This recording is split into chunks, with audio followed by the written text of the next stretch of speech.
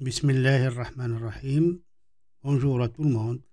J'ai consacré cette vidéo au chapitre de la dérivabilité pour les élèves de deuxième année bac, sciences maths, et dans lequel on va traiter une question qui porte sur le théorème de Rolle. Donc voilà l'énoncé, cet exercice bien sûr, le premier exercice sur ce thème est un peu très simple pour seulement appliquer le théorème de Rolle. On doit savoir les conditions d'application de Rolle et l'appliquer pour une fonction donnée. L'énoncé de cet exercice est le suivant, soit f une fonction dérivable deux fois sur un intervalle i, a, b et c sont trois réels de i tels que a inférieur strictement à b inférieur strictement à c et f de a égale à f de b égale à f de c. Montrer qu'il existe au moins un réel d de i tel que f seconde de d est égal à 0.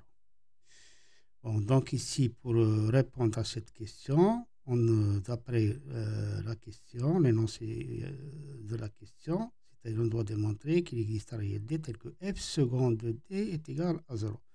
C'est-à-dire on doit appliquer le théorème de Rolle à f'. Donc en premier temps, on doit voir qu'on doit appliquer le théorème de Rolle à f', mais il faut trouver un intervalle sur lequel f' est dérivable et tel que les images des bornes de cet intervalle par f' sont égales. Donc, on revient à l'énoncé au début. Nous avons donc f de a est égal à f de b.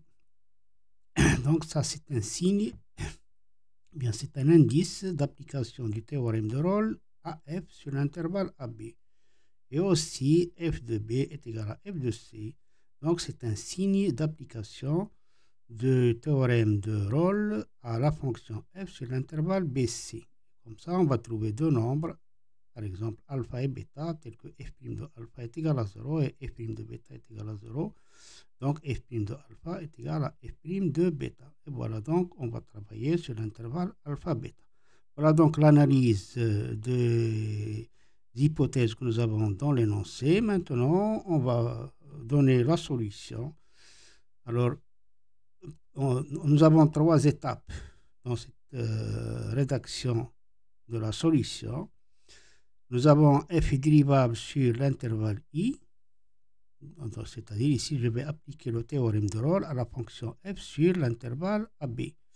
Donc, on a f dérivable sur i, donc il est dérivable sur l'intervalle AB, car l'intervalle AB, il est inclus dans i, puisque nous avons bien a est inférieur strictement à b, et a appartient à i, et b appartient à i. Donc, l'intervalle AB est inclus dans i. Donc, f est continu sur l'intervalle AB, puisqu'il est dérivable sur l'intervalle AB fermé, alors il est continu sur l'intervalle fermé AB et est dérivable sur l'intervalle ouvert AB.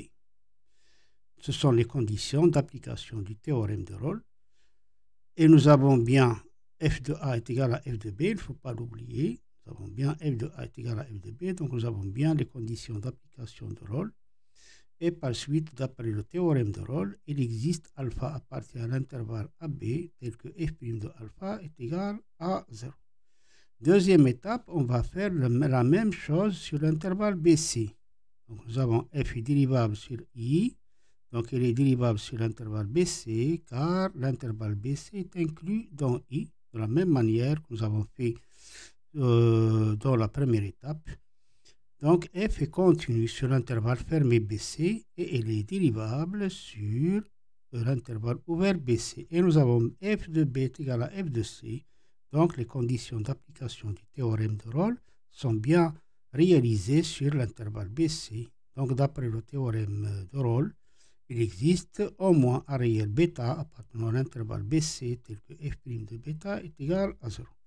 Voilà donc, nous avons bien trouvé deux nombres réels, f' de alpha et bêta, tels que f' de alpha est égal à 0 et f' de bêta est égal à 0, c'est-à-dire f' de alpha est égal à f' de bêta.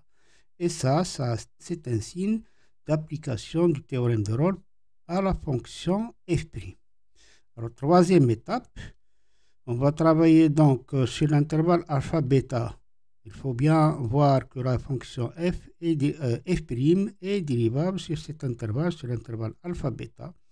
Alors, on a alpha appartient à l'intervalle ouvert AB et bêta aussi appartient à l'intervalle ouvert BC. Donc, bien sûr, alpha est inférieur strictement à bêta, puisque alpha est inférieur strictement à B et bêta est supérieur strictement à B, donc alpha est inférieur strictement à bêta. Et nous avons alpha appartient à I et bêta appartient à I, donc l'intervalle alpha-bêta est inclus dans I. Alors, f' est dérivable sur I d'après l'énoncé. Nous avons dans l'énoncé f est dérivable 2 fois sur I, ça signifie que f est dérivable et f' est dérivable sur I.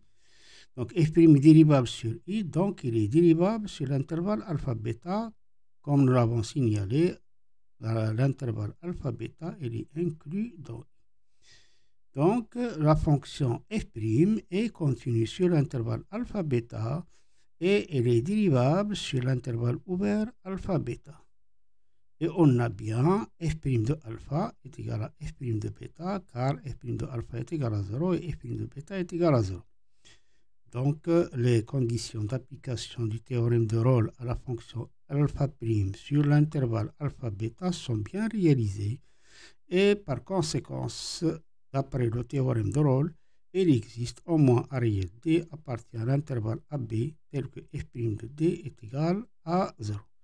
Voilà donc pour le premier exercice sur l'application du théorème de Rolle.